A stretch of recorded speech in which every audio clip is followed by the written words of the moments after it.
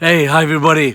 We're into Matthew chapter 5. We're specifically dealing with verse 8 right now in a quest to find what real happiness looks like.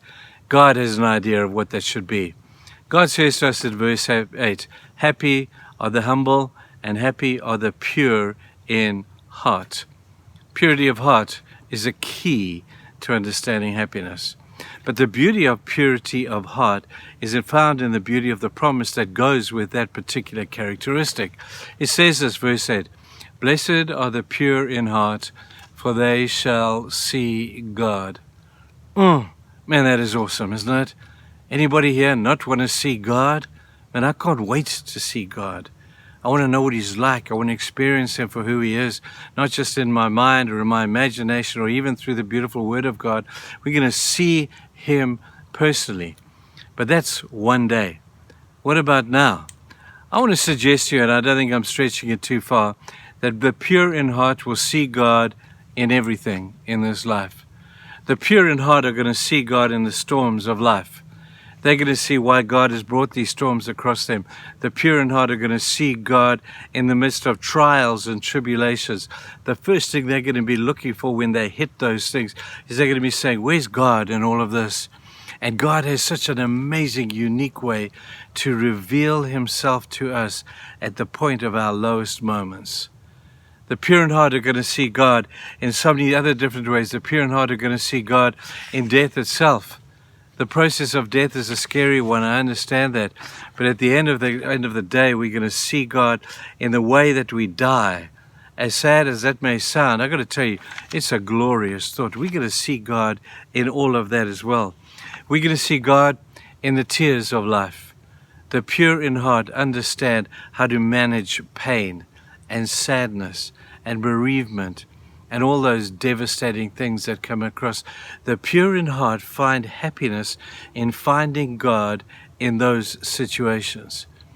Now, I have to tell you, people, I've seen some people like this.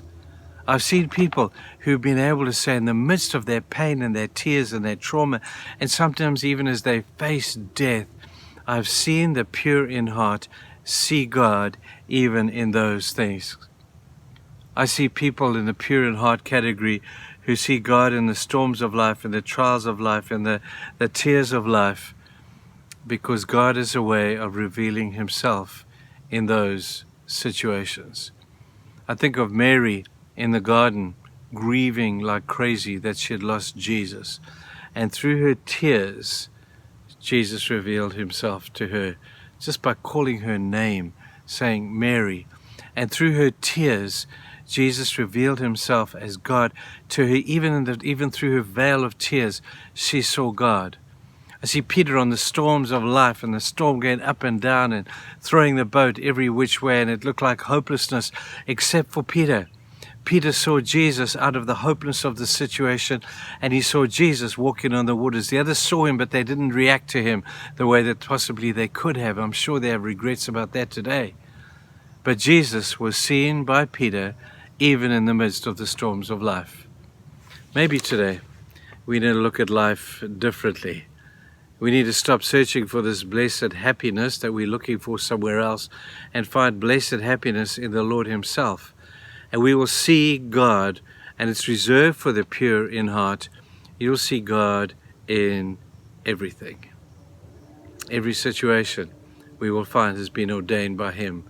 All things work together for good to those who love God, and they will see God in all things. I love that thought. Love that thought. Let's go and have a good day. We'll see you tomorrow. Bye.